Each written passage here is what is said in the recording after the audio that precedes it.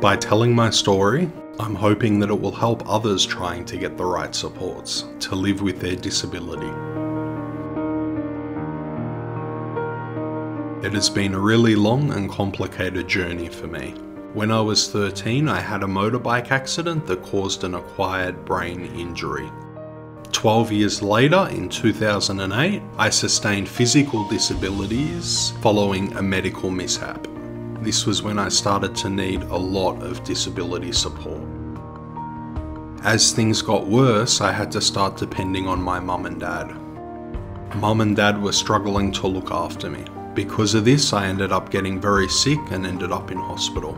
Even then, I still couldn't get any supports to return back home. Without the supports in place, the hospital wasn't allowed to discharge me back home.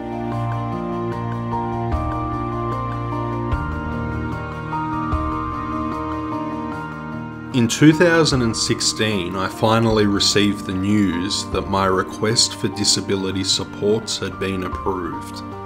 I had been waiting since 2008. Unfortunately, this was during the transition from the state system to the NDIS.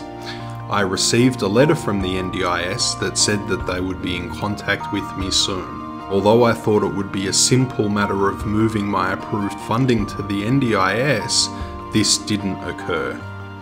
This left me feeling upset and demoralised. I couldn't believe that the NDIS didn't know I already had an approved state disability package.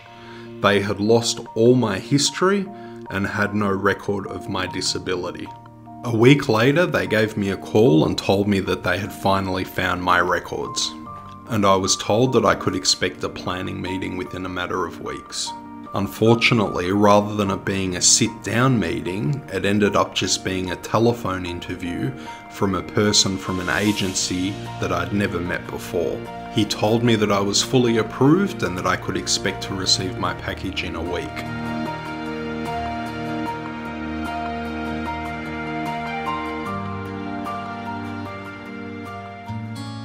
I thought that I'd be able to be discharged back into the community now that I had my package. But the NDIS told me that they couldn't generate my plan and package while I was still in hospital. The NDIS needs to start to work with the hospitals. I know from my experience just how quickly you can go from living in a hospital to living in an aged care facility. I had to discharge myself from hospital into homelessness. Although this seemed very risky, this was the only option I had. This forced the hand of the NDIS to finally give me a package. Unfortunately, when I finally got my package, I realised it did not meet my needs at all.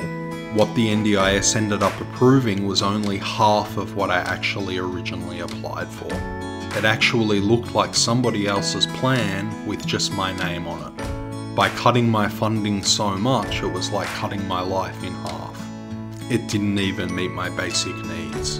And because of that, it left me with no other option than to enter aged care once again. I immediately requested a review. The NDIS's reviewable decision process is not easy to understand. If you're not happy once they review these decisions, you can then take it to the Administrative Appeals Tribunal. It is very difficult to navigate through the complex appeals process. The whole appeal avenue is inaccessible in many ways for people with disability. It took 4 months for the review process to begin. After the meeting ended, I still had no idea what I needed to do to get the package that I needed to support me. It just kept feeling like I was going around in circles. Unbelievably, the outcome of the review was yet another reduction in my funding. So in the end, I ended up with less than a quarter of my original state disability package. The only avenue left was the independent umpire, the AAT or the Administrative Appeals Tribunal.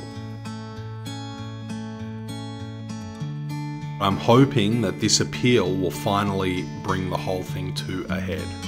It'll be the first time outside of the NDIS that someone will be actually reviewing their decision. Someone who will be independent and will be able to tell me whether my request is justified. I've spent the last 4 years basically living in a no man's land. This process is so stressful that for most people it would have destroyed them physically, emotionally, and mentally. I am optimistic that the AAT will make a fair decision on the supports that I need to manage my disabilities and overcome the institutionalisation of living in an aged care facility.